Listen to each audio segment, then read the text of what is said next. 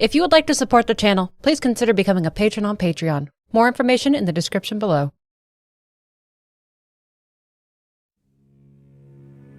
For a decade, he made his own way in the world. Lucy and his unborn daughter were dead and gone, his home and all caught within the void out were taken with them, and he bore blame in the public eye, so why would he stay? President Bridget Strand was barely a mother to him. He struggled to form bonds with others. His future was being formed for him within Bridges. Sam left after Lucy and his baby Lou were gone. He went into the wilds of America from place to place to serve as a porter. And for that decade, he became something of a legend for his deeds. But that doesn't mean that he was unkillable and defied all odds. No, Sam died many times, but he was repatriate. He just came back. His body was covered in handprints that appeared after each return. Dying was more of an inconvenience than finality. When Sam was in his early 30s, he by chance met someone out in the wilds while trying to leave a BT-infested area, Fragile. He nearly ran her down with his bike, actually, but Fragile can use the beaches to essentially teleport. So while he crashes and burns from their supposed near collision, she simply jumps away. Timefall is coming down, his bike is pretty ruined, so he collects his cargo and takes shelter in a nearby cave. The harsh darkening of his skin, it's like a rash, it's like an allergic reaction, a warning that a BT is near. Not that that really matters to him, he's out in the boondocks, and if a BT gobbles him down, then he'll just come right back. But Fragile pops in, perhaps to try to help him, to keep him safe. Sam doesn't know that Fragile can just jump away, so now he can't be reckless. He's a lot of things, but uncaring is certainly not one of them. The two of them hold their breath and stay still as the beach thing moves about the cave, and it's extremely tense. BTs can't really see the living, much like how the living can't really see BTs, but they can sense each other. Thankfully, it moves on after a brief patrol. They are very dangerous, of course, but they can be avoided. Fragile and Sam have a difficult introduction. He doesn't like to be touched. He's standoffish, and when she remarks on his dooms, he calls it an extinction factor, a detriment towards survival. And the dooms that she has kinda seems to have him beat, which is a little bit rude to say. But she shakes it off, makes some polite conversation to get to know this fellow doom sufferer better, and meets his blunt questions with a smile and an easy answer. She tells him her name, and it turns out that the two have heard of each other. They're both well known in their respective fields. She even offers him a tasty cryptobiote bug snack, but Sam is Sam, which is just more bugs for her then. She immediately offers him a job with the Fragile Express. She's lost a lot of employees due to a certain traitor, and the Express is trying to rebuild. But she shows him her hand too. She got soaked in Timefall from neck to toe. She doesn't really think that she has much longer either. His off-putting attitude and non-answers are all that she needs to understand how they're going to get along. This is a man with some baggage and a painful past. She won't push his boundaries. But she knows that they're going to run into each other again, for sure, and she jumps away after a short goodbye. Sam needs to trek the rest of the way to Central Knot City on foot. He still has a delivery to make, and he's behind schedule now, which is immediately brought to his attention as soon as he drops his cargo off in the city. It's none other than Mama herself that greets him, asking what took him so long, but she's not harsh with him, just pokes a little bit. But before he can depart, a special commissions order bellows out over the speakers. It's a priority one. Outside, barreling down the road, is a corpse disposal truck, and a man named Igor jumps out to speak with Sam. They have a bit of a problem, and they need to get going immediately. Igor shows them the cargo. It's a man who took his own life. And the issue is, they don't know how long this person has been dead. It's estimated to be about 40 hours. And do you remember what happens after about 2 days to dead bodies in this new world? Yep, they necrotize. The soul leaves the body, goes onto the beach, but it can't pass on to the other side because of the ongoing Death Stranding, so it comes back to the living world and it becomes a BT. Dead bodies are a big issue. Suicides are a big deal. To take your own life in the middle of a city, especially to do it in a hidden place, is essentially wishing death upon everyone around you. But if they burn the body, then the BT can't tether to the corpse. The closest incinerator is to the north, but the area is also full of BTs, thus why they need Sam's extra help. Someone with dooms who can help point out where the BTs may be. There's no time to go someplace else. Sam can feel that the body is already in the first stage of necrosis, so they need to get the hell out of here, away from the city. While Sam can sense BTs, he can't see them, so Igor has his own bridge baby to help the process along. Bridge babies can point out a BT, but they also make them visible to humans. And with their mission established, the fully formed disposal team heads out.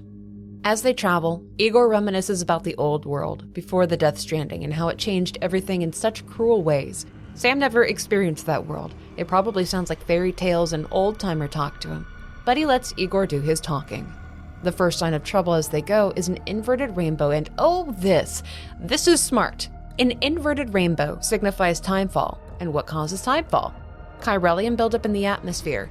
And what would cause chiralium to build up in the atmosphere? Something from the beach, namely BTs. That inverted rainbow, though beautiful, it signifies that timefall is about to start coming down, which means they're entering very dangerous territory. So during your travels in this world, should you look off in the distance and see an inverted rainbow in the sky, well, you know that that is an area to be avoided. They do not have that luxury, though. They need to go through this territory. They need to shield themselves from timefall and be aware of any BTs near the road.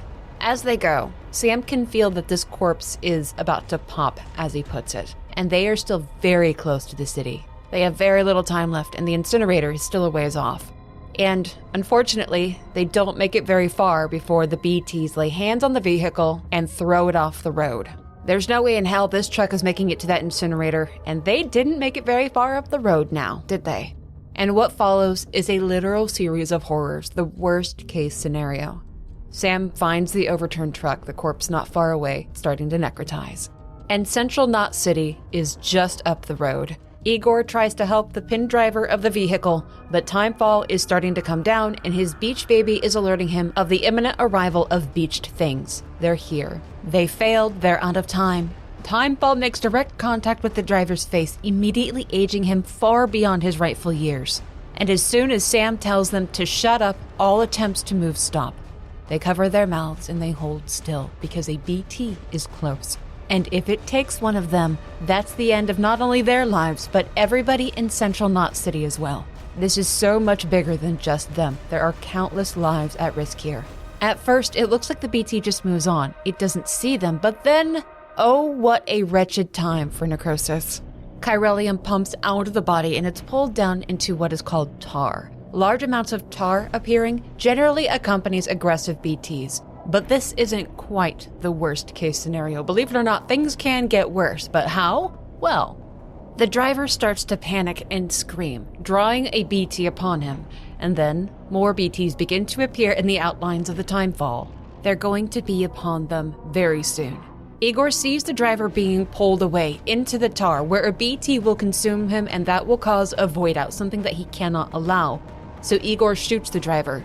But now here is where the worst really comes to pass. Higgs appears. Neither man knows who he is. Higgs knows well who Sam is, though. He knows through Amelie. And Higgs doesn't especially like Sam. Amelie favors him. Amelie has plans for Sam. And Higgs might just be a touch jealous, or maybe curious would be a better descriptor. Or he just wants to cause as much mayhem as possible. Who knows with Higgs? But he brings with him a whole flood of tar. Igor tries to fight back, shoot at what he cannot see, but when it's clear that there's no way out for him, he throws his BB to Sam and he tells him to just run. Igor knows that there's no escape for him. So, he decides to try to shoot himself to save Central Knot City, but he's just a fraction of a second too late. Something catches his foot and starts pulling him up. So the brave man starts stabbing himself, over and over, just trying to end his life, trying to stop a BT from taking him. He's already dead. This is just to save the city now. As Igor is pulled into the sky, Sam picks up his BB and looks up at what the strange masked man brought upon them. It's a colossal BT, larger than a skyscraper. It pulls Igor up towards its face, opens its maw, consumes the man, and then void out. When Sam wakes up, he's on the beach, and that BB is nearby crying, so of course he picks her up and holds her. But then she's gone, and small handprints show her going back towards the waters off the beach. On this beach, there are countless dead things, stranded and trapped on the shores, and in the sky are 5 entities, human in form. They vanish, but very soon after, Amelie appears, walking towards the waters, singing a child's song, paying no mind to Sam. He follows as she goes deeper into the waters, but the depths pull him down. He's a repatriate. He cannot go after her. He must follow his strand and return to life. While holding this BB, Sam has flashes of a life that he doesn't remember, of a man that he doesn't know, looking panicked and calling him BB. But he only gets a few moments to witness it before life returns. He is standing at the edge of a crater of what used to be Central Knot City. This is all that's left of it. When Sam next wakes up, he's in a British facility, cuffed to a bed. A strange fellow named Deadman greets him. He says he's a doctor, or rather a coroner. And it's not really him, but a chirogram of him, like a really fancy hologram/video call. But he is here to get Sam up and moving with a simple introduction, some fancy hardware, and a big request. Bridges as a whole believes Sam to be humanity's best hope for avoiding extinction, to put it bluntly. Sam's mother, President Bridget Strand, has been pushing that narrative all his life, so this isn't exactly the first time that he's heard someone call him that. It turns out that Sam has been here for over 2 days. After he repatriated post-Void Out, he went down like a bag of bricks. Bridges personnel found him and that bridge baby. Deadman says that the BB is broken, defunct, scheduled for disposal. He claims that the tragedy was because this BB didn't properly do its job. The destruction of Central Knot City has been devastating, but thankfully the president had been relocated to Capital Knot City and Bridges' chain of command was still intact. Which is pretty convenient, isn't it? That the president's office had been relocated just before the Void Out and the Bridges higher-ups were all out of town. Higgs was present at that Void Out. He was an instigator, in fact. So how deep did Amelie and Bridget's knowledge of the event go? While it was effective, it was also a truly devious way to bring Sam into compliance, murder everyone in an entire city. It brings everything into question, especially who was the man that committed suicide? Anyways, Deadman notices that Sam does not like to be touched. When Fragile touched him, it left a physical mark on him. He recognizes this outright phobia of contact, and he promises that he'll do his best to be careful about it. Deadman asks Sam to make a delivery. Take the president some morphine. Sam is immediately pretty snide about it, though. He calls his mother the mayor of Central Knot. America doesn't exist anymore. But kind of like Fragile, Deadman remains calm and kind to Sam's pissy attitude. He tells Sam that President Strand is in the final stages of terminal cancer, but there's still enough time for him to pay her one last visit. Sam's participation is not required for the president to get the morphine, and he realizes it. This is just another way to get him into a room with her. After all, who would keep a dying woman's medication away from her? And Deadman seems to acknowledge it too. But he asks Sam to just go along with it. His mother wants to see him. Is he really going to tell her no while she's on her deathbed? Deadman himself is nearby and will receive the morphine from Sam in person. The isolation ward isn't far away. It's only a few minutes jogging to reach it. As he goes, Deadman pops in to explain some of the world setting and tools that Sam can use. He seems like an okay dude, and as soon as Sam is lowered into the isolation unit where the president is being treated, he greets him in person and guides Sam to his mother. Where they go is a facade of her once office at the White House. It's meant to be a comfort to her as she dies, someplace familiar. None of it's real, though. Die Hard Man, once known as John Blake McClane, is still at her side, still working within Bridges all these years later, still masked and enigmatic, and pretty spicy with Sam. The two know each other, or rather, they knew each other. When Sam doesn't move to go see his mother, Die Hard Man reminds him of who she is, that she will recognize him, and he stands at Sam's side until he moves. Bridget Strand is at the end, but she knows her son. She tries to lift her hand to him, asks him if he's doing all right, and then acknowledges that he must hate her. So she says his sister's name, Amelie, and that gets his attention. She knew that it would. It's hard to say if Bridget knew of Amelie's true nature, of her true nature and purpose as an extinction entity. It's hard to say what she's really aware of right now, as pumped full of medication as she is. Maybe she really wants Sam to help Amelie. Maybe this is just another manipulation to carry out her extinction purpose. Maybe it's both. There is a duality to the love and destruction to Amelie and Bridget. Bridget reminds Sam of where Amelie went, across the country to the West Coast, a journey that took nearly 3 years to complete. She asks Sam to help his sister, to help her rebuild and reconnect the country, make it whole again. And in this, again, is that duality. Yes, bring humanity together, but in doing so, everyone's beach will be connected to Amelie's, connected to an extinction entity. Does Bridget realize this? Does she realize what she is asking her son to do? Because no one else does. To all within Bridges, Sam will complete the chiral network, save humanity, and bring the world together, not doom it. Sam tries to argue against her, but Bridget grabs his arm and literally plunges out of her bed to corner him into listening. She says she loves him, and that she'll be waiting for him on the beach. Amelie has said those same words, and she speaks them together with Bridget, and then President Bridget Strand's body dies. Her doctors and faculty run in to aid her, but this really is the end. As they try one last time to bring her back, several of her closest advisors enter the room via chirograms to witness the passing of the president. Sam sits and watches while the paddles are used, and then the time of death is called. People fade away, returning to their tasks.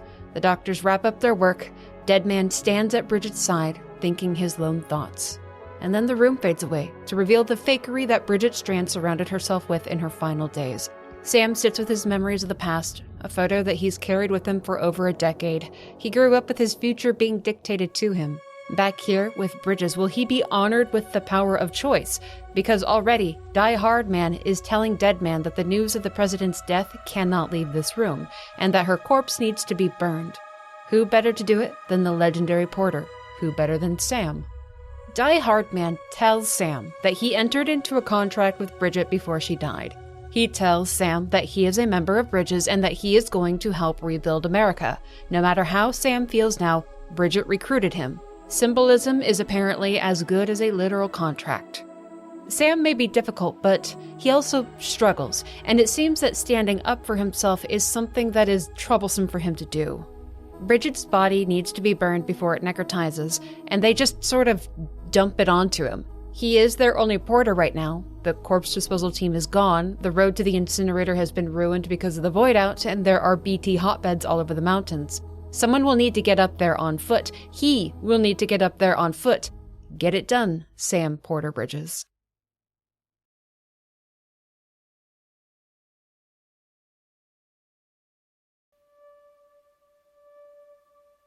How does one honor a dead president in this strange world? Die Hard Man says a few words to at least try and remind Sam that the president's death must be kept a secret. If news got out that she was gone, Bridges would fall apart. Even without her, they have a foundation for the chiral network. Amelie is still out there somewhere. There is still an America to be saved and rebuilt, but they need to work in secrecy for reconstruction to continue. Deadman and Die Hard Man load the corpse of his mother onto Sam's back, remind him of where the incinerator is located, and then off he goes. Save what cargo he carries, Sam is really back on his own now. Well, at least physically, he is. Die Hard Man, in particular, kind of jabbers on and on and on at Sam via his cufflink. Like he's a chronically lonely middle-aged man in a mask that just wants to tell Sam about every thought that goes through his head. Deadman does it a bit too, but Die Hard Man is just hot and heavy on that call button as soon as Sam is gone. But when he's finally out of steam, the quiet ambiance of the wildlands is all Sam has to listen to. He occasionally talks to himself, grunts and groans his way through everything, stumbles from time to time. Though what he's doing is extremely dangerous and depressing, there's a peace and sereneness to it. This is how the bulk of Sam's time is spent: walking, tripping, jogging, running, falling, and talking to himself. It is a long trek, but the incinerator is still intact and operational. It was a relatively uneventful trip, too, for being in BT territory. When he puts his mother's body on the slab, he doesn't really have anything to say. He's spent about a third of his life alone now, away from this woman who was once a part of his wife's death. Even if Bridget was trying to help Lucy overcome her fears and her dreams, she really did immense harm. Bridget played a pivotal role in her suicide and the void out that followed, but she was still his mother. The feelings he must have are almost certainly undefinably complex. He lets her go, doesn't shed any tears, keeps his thoughts to himself, and he backs away once the incineration begins. When bodies are burned, the smoke, it carries chiralium from the body up into the atmosphere. Thus, why they keep incinerators far away from cities. It's not healthy to breathe. And Bridget's body dumps quite a lot of chiralium. Deadman calls Sam to let him know that heavy timefall is imminent and he needs to get out of there. But Die Hard Man tells him that he has another bit of cargo on his back that needs burned: Igor's BB. Deadman insists that if that BB had just done its job, then the entire void out could have been prevented. But there was a lot going on there, and no one in this party really understands the mammoth power of Higgs. It's really not fair to just blame this BB. Sam sees this BB as a living being, not just equipment, though Deadman insists on arguing the opposite. It can't survive outside the pod anyways, according to him, so just burn it. The chiralium in the atmosphere, it doesn't dissipate though. In fact, it surges. The entire area experiences a technology blackout. BTs are drawing close. There's a swarm of them, and they are searching for anything living. As a Dooms user, he can feel that they're near, but he can't see them or point them out. But lucky for him, he has a BB. She can point them out, so he connects. They need each other right now. Once the link between them is made, he sees that strange man again, looking up at him as though he's a BB in a pod.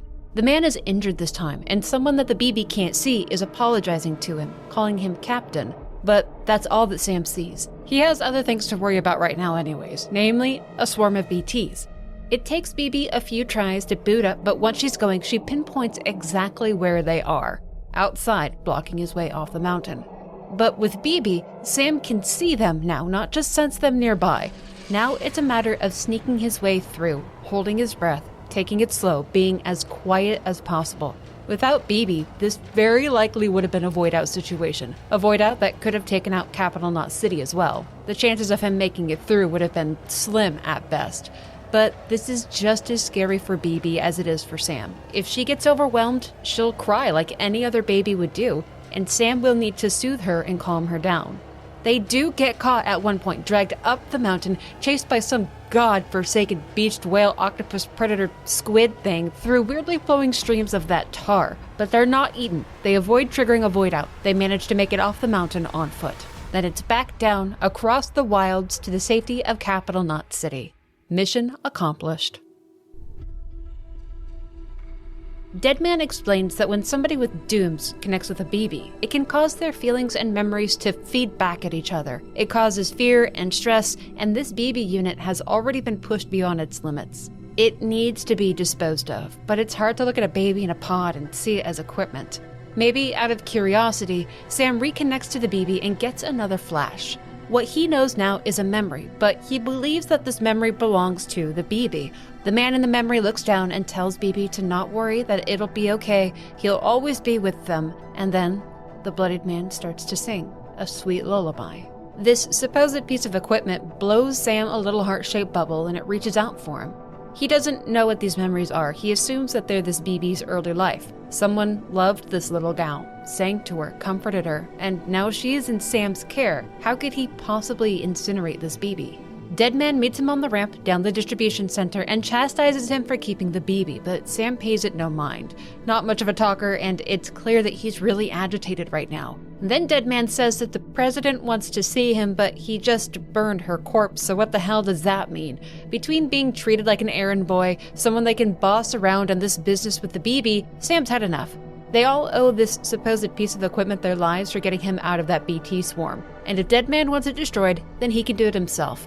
And the coroner kinda backs down. He says that he'll look after it. Apparently the supposed president is waiting for him, so Sam needs to get a move on. Nap first. President can wait. It's been a hard day, and he kinda looks like crap anyways. He dreams of a time when he was a kid, when he was on the beach with his sister Amelie, crying because he didn't want to go home. She gave him a gift, a dream catcher. She promised him that it would help keep nightmares away, and that she would always be with him. Just like that man in the memory promised his BB that he would always be with them too. When he wakes up, Die Hard Man is calling to tell him to get into a shower and to get up to meet the president. Turns out, they're collecting his gamer bathwater, but not to be gross or weird. They're collecting it for study and to gauge his overall health. So, good hygiene and a diet high in fiber is important for a multitude of reasons.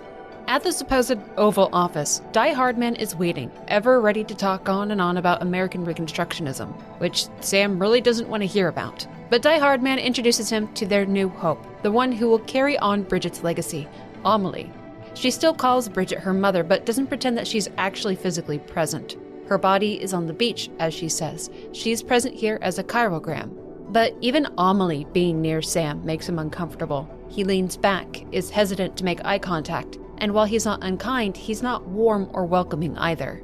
It's believed that under Amelie's leadership, the United Cities of America, the UCA, will be brought back together. And it will all be possible via the chiral network, but they need Sam's help to finish the task. They explain to him that Amelie went west on an expedition 3 years ago, bringing several settlements onto the chiral network as they went. Amelie was able to keep them safe from BTs, away from dangerous territory. They made it all the way to the west coast, but there, everything fell apart. the expedition was attacked by a dangerous separatist group called the Homo Demons, and Amelie was taken captive.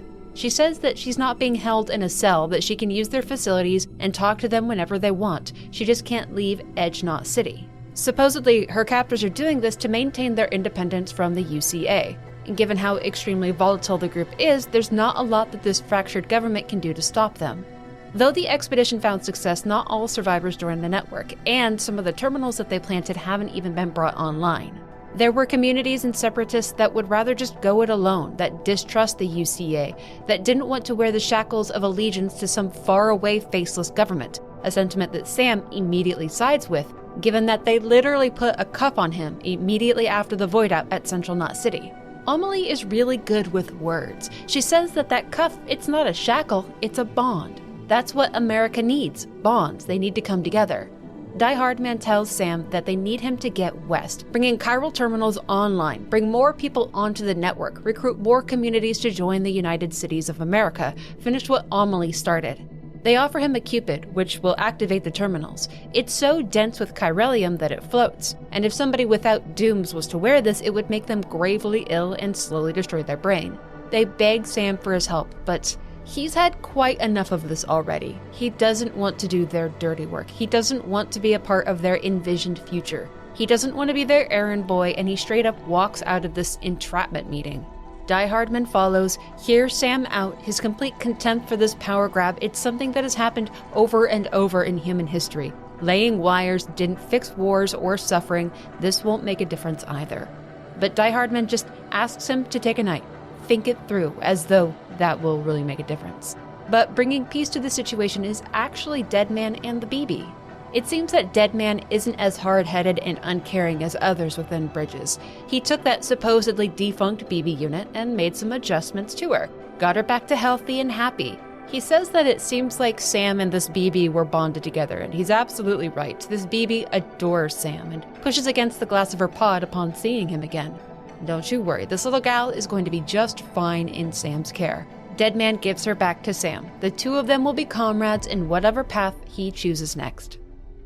That night, Sam dreams that he's on the beach where Amelie is immediately waiting. And knowing what we do, it has a dark tone, doesn't it? She tells him that she is stranded on the shores of the Pacific. To Sam, these are the words of his imprisoned sister, who has ideals for the future. But what if we look at it from the perspective of her being an extinction entity instead?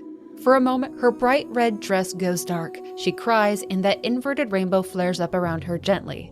She runs back to Sam in her red garb once again, hugs him and begs him to come back, and tells him once again that she will be waiting for him. Then she walks away towards the waters of the ocean where a planet on the horizon is engulfed in flame. And then he wakes up, back in a Bridges facility. Die Hardman gives him a good morning call, tells him about the amenities of his room, and then Mama calls to tell him more about his gear and what he can take out into the field. That BB is in his care now, chilling out in its special little TLC area. A guy called Heartman calls him to tell him about his body waste and how it's being used to monitor his health after exposure to chiralium. There's not a lot of peace or privacy around here because then Die Hardman just waltzes into his room, wanting to know if Sam has reconsidered helping them out. He doesn't really give a damn about their knots or reconnecting the world, but he does want to help his sister, so he'll do it for her. Die Hardman hands him the Cupid, the key to connecting all the terminals throughout America. It's a very important piece of technology that he needs to keep safe.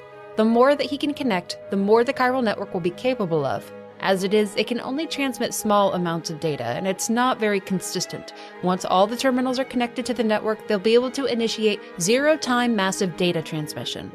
Even with the ability to recreate things via chiral printers and transmit any data necessary, there will always be a need for porters. The network can't teleport things, it can't transmit a soul. Deadman asks if he would like better boots before he goes out, but Sam actually has a request. He's noticed that the BTs don't really seem to like his blood. They've already been collecting his fluids, maybe they can use his blood somehow against the BTs. Sam's cargo and directions are, as always, in the distribution area on the ground level. Time for him to get the hell out of here and back on the road. He plugs into BB again, getting another memory flash. It's that man. He has a gun and a pillow. He's apologizing to a sleeping woman and then goes to BB's pod, takes it, and tells BB that he is their father. Then, the end. Now begins Sam's extensive delivery services to other way stations and communities around whatever region he is in. Folks who are in need will put out requests, he fulfills those requests, and hopefully garners enough favor with them to connect them to the chiral network. As he travels, he'll find all sorts of messages from other porters who have been in the area. He can add some of his own, too. It's information, encouragement, warnings, whatever one might feel is necessary to help someone else out. If another porter has dropped cargo out in the field, he can collect it and finish their run for them. He needs to be aware of timefall raining down. It can actually damage containers and diminish the quality of cargo. This is how he will spend the bulk of his time. So between each destination, count on several hours or even days in world time passing. His first major destination is Port Knot City, but he'll need to connect as many terminals as possible to create a line between outposts. They're knots that will tie everything together, and it won't always be easy going. There are people called mules out in the wild, former porters who developed something called delivery dependent syndrome.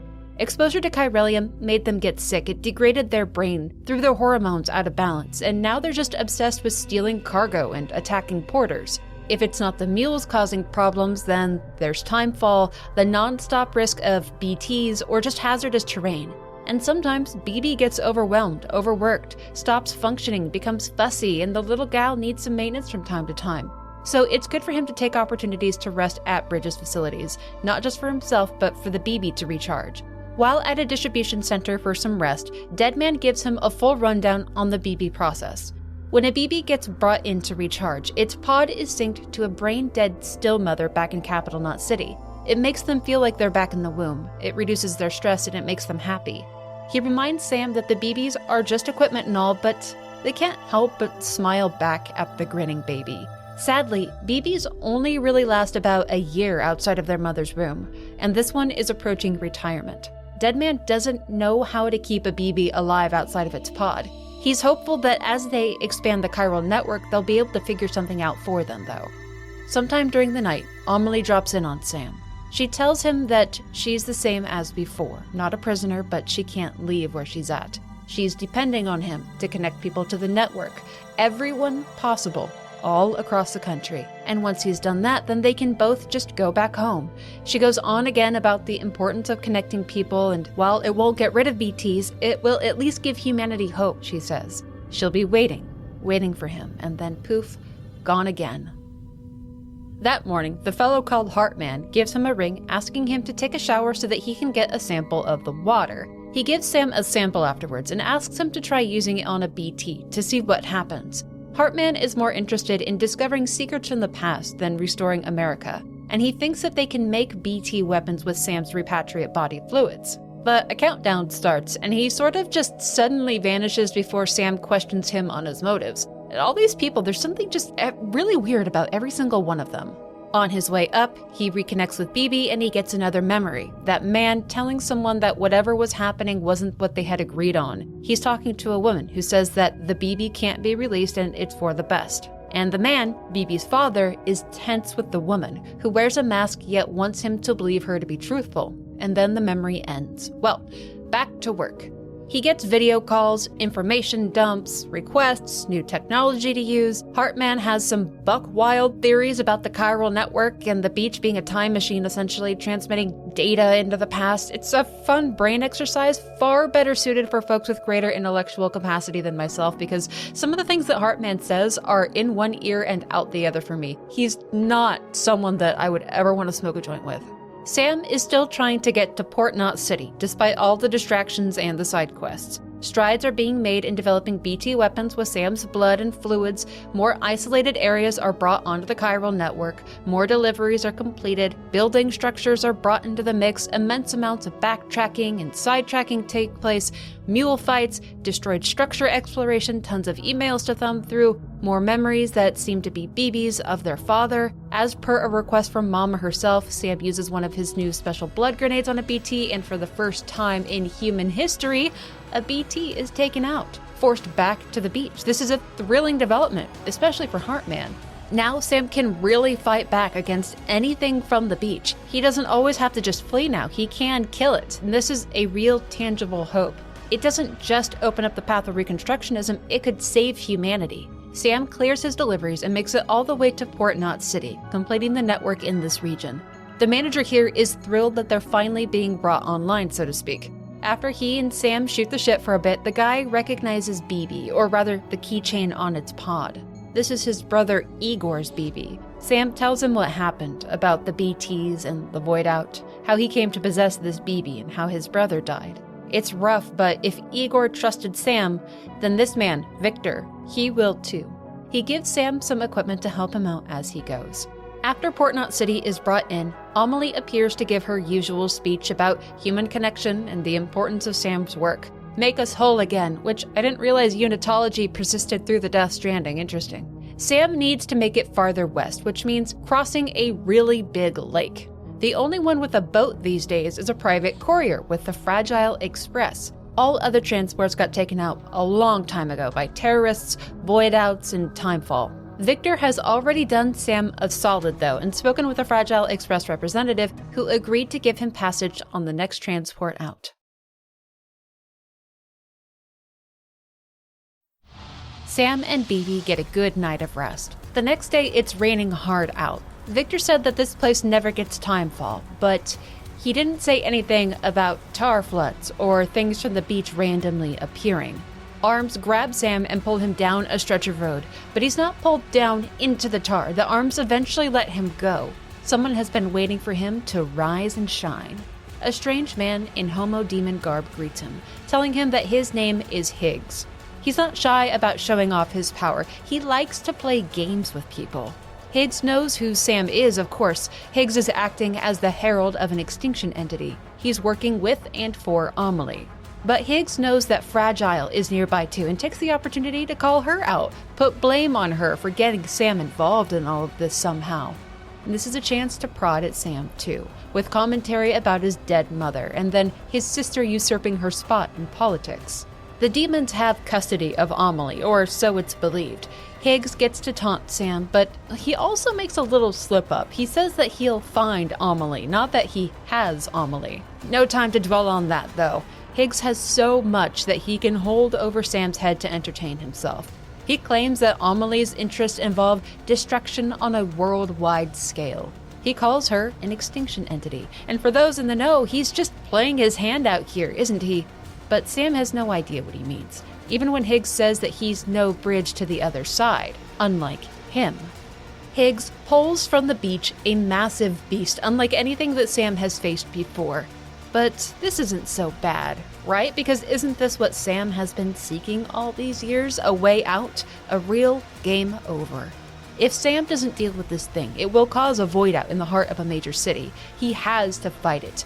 Mules and normal BTs were dangerous enough, but this is an entirely different level of fighting. It's like trying to stand on a rickety oil tanker while killing a whale in the middle of the ocean with sticks of dynamite. Like, yeah, okay, sure, technically, probably may be possible, but not easy to do. He does have weapons, though, which is something that Higgs probably wasn't expecting. A way to kill a BT. Sam keeps the beast away from the city and whittles it down with his special blood grenades. It breaks into countless pieces of pure chiralium, something that will need to be cleaned up and recycled, but the city itself is safe. The emergence of this new character in Sam's story is deeply confusing and concerning, though. They know almost nothing about this man, and he possesses extreme amounts of power. Since the situation is handled, it's back to work. No rest for the wicked. His transport is ready and waiting. Fragile herself greets him at the dock, with that same indomitable spirit in tow. She doesn't hide that, yeah, she knows Higgs. She used to work with him back before he became whatever it is that he is now. Yes, she has had dealings with a terrorist leader. She wishes she hadn't, but she doesn't fight with Sam over it. Just leaves the matter at that. After all, the ship is waiting. It's going to be a long trip, so Sam can get some rest in before they arrive at their destination the next day. Fragile tries to talk to him a bit on the deck at sunset. She's careful with her words and her approach. She sits down next to him and says that she needs to ask something of him. It's about Higgs. But Sam is already out cold. I guess when you've spent almost your entire adult life traveling, you learn to sleep when and where you can get it. He dreams of being on the beach again, of Amelie. This lady just cannot seem to leave him alone. Constant reminders, pressure. Is it reminiscing, manipulation, or both? The duality of this entity. She shows Sam the time that they'd spent together when he was a child, that time when he was on the beach not wanting to go home, when she gave him a dream catcher to make him feel better. Though this child made Amelie feel less alone, more alive, she knew that he couldn't stay on the beach. She was the only one who could bring him here. And then, a little lie. So long as someone has a body to return to, they can't come and go from the beach as they please. That's why she can't return east, because she's trapped. Again, she says that Sam needs to make them whole again, and that she will be waiting for him on the beach. When finally he wakes back up, the Fragile Express cargo ship is arriving at Lake Knot City. Fragile sees him off the boat, shows him to his cargo where the dispatch terminal is, and then she's off to see to her own business. Sam hauls his cargo up through the port, hands it off to the distribution center, and connects Lake Knot City to the network. Amelie pops in to give him information about this new part of the country. Terrorist activities have destroyed the shipment lines that the Fragile Express maintained here, connecting the 3 major cities. One had been destroyed by a nuke completely, South Knot was half destroyed, and there's a lot of mistrust in the government here. They need Sam to convince everyone he comes across to join the UCA for the network lines to work. Thankfully, Fragile has agreed to help him out in this. He gets a bit more rest before heading out, having another dream on the beach, remembering when he was a kid hanging out with Amelie when he brought her a special necklace as a gift, one that she always wore after and treasured. Fragile is in his goddamn room when he wakes up. There's like 0 people in this world that respect privacy anymore. She needs a porter. She needs a delivery maid. She gives him a Fragile Express ID. It'll help him out with some of the locals. What happened with Higgs ruined her company's reputation, but there are still individuals and little communities that value her service and trust her. Sam knows that she's helping him because she wants his help in getting back at Higgs, but Fragile is far from vulnerable. She puts on full display her Doom's ability to jump and to pass through the beach. Fragile is proof that what Amelie had said was a lie. Having a physical body doesn't mean that you can't pass through the beach at will. She says that while she can only take her own path in, she can follow Higgs through the beach. He won't get away from her, but yes, she does need help in bringing him down. If Sam wants to reach the West Coast, then he will have to deal with Higgs sooner or later. They can help each other out. They need each other's help. She can help Sam travel through the beach back to any place connected to the chiral network. Fast travel, essentially. She'll help him through the region, help him out west, and all she asks is for him to consider helping her with Higgs. He'll always be welcome to call if he needs her help, though. Her umbrella will help them stay connected. And then she jumps away. From here on, Sam and other porters who choose to participate can gather resources to build roads. It's a lot of work, but in the long run, it'll make trips safer, more convenient, and faster. And once again resumes the days-long process of going from outpost to outpost, helping people out with deliveries and errands, recruiting them into the UCA, getting them to join the network. There's several stories to be told by the people that still call this place home. Ultimately, his goal is to connect as many terminals as possible leading down to South Knot City. Well into his travels, Mama gets a hold of him, and she warns him that there's some sort of a massive storm just north of South Knot City, his destination. The chiral levels there are really abnormal, but it's not like anything she's ever seen, literally, because it's right outside her lab, and she can't see anything. She doesn't think she's in danger, but she would appreciate him investigating the matter.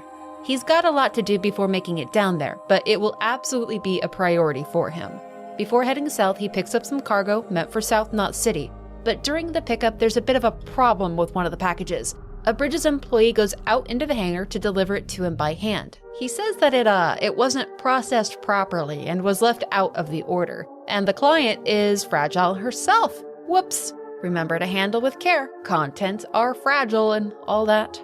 Sam delivers some of his cargo to a distribution center to the south, and he stops there to take a break for the night. Give BB time to recharge, get a shower, all that good stuff.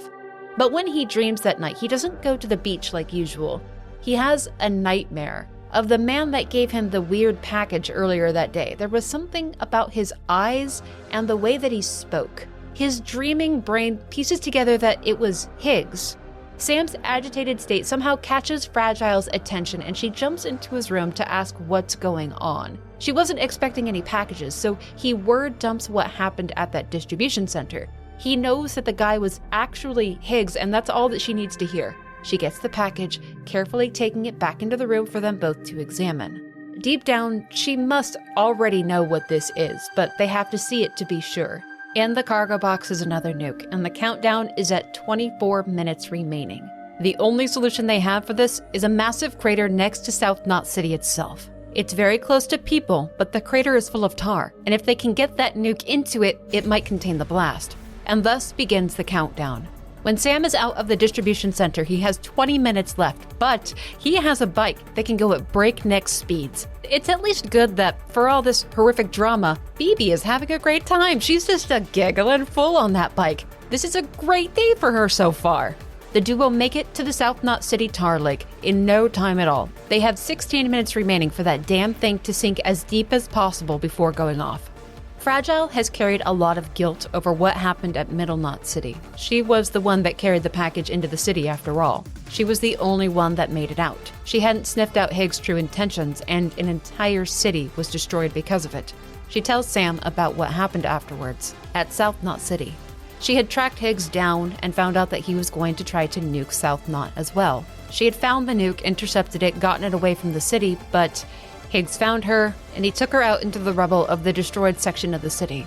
She was stripped down to her undergarments and made to choose between saving herself by jumping away or save the city and destroy her body with timefall. And she chose to save the city. She didn't even hesitate. As Sam accurately states, she's a goddamn hero, but she doesn't see herself that way. There are parts of her that regret that choice that she made, and she cannot stop until Higgs is dealt with. She knows that she can't take Higgs in a fight, but Sam can. So she outright asks him to do it this time. He's informed enough to know what she's been through and what Higgs is capable of. She just asks that Sam doesn't kill him, because she has a few questions that she wants to ask first. And as she's done so many times before, Fragile offers Sam a snack, a cryptobiote, and this time, he accepts. Now that the nuke problem has been handled and the two have formed their partnership, there's work to get back to. Namely, checking on Mama's storm problem and getting cargo to South Knot City. Bringing South Knot onto the chiral network is a big gain for the United Cities of America. It took a lot of work, but the region has been brought online, so to speak. During her usual speech after the city is connected, Amelie's connection is interrupted. It could be the old system having service issues, but Mama chimes in and says that there's another massive chiral spike happening, another storm, but this time it's right outside the distribution center. It could be causing outages in the area. Mama had said before that she couldn't see any actual storms when it was outside her lab, but Sam goes outside and there is one hell of a ruckus kicking up. Winds powerful enough to knock over trucks. And Phoebe is extremely upset by what's going on out here. She loudly wails and cries. The BT sensor on Sam's gear locks onto something, and Sam is faced with what looks like a tornado touching down. There are beached things caught in the winds, and in no time at all, Sam is picked up by the storm and pulled into the center of it, and then he just vanishes. You see, when the Death Stranding began after Sam was brought back to life as a baby by Amelie, someone didn't actually make it through their beach. They didn't reach the other side. And Sam was just pulled into their beach. His death was one of the last human deaths to occur before the Death Stranding took place, a full release from his body. There was no tether for him. So this man, the combat veteran, he is a beached thing, but he's unlike any other beached thing before. And his beach is a war zone. It's a part of his living self, realized in this place in between. He might not realize what he is, how long he's been in these war-torn maps, but he is intelligent, he's aware, and he possesses some memory.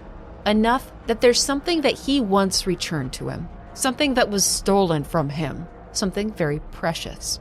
And he'll stop at nothing to reclaim it. Clifford Unger wants his child back.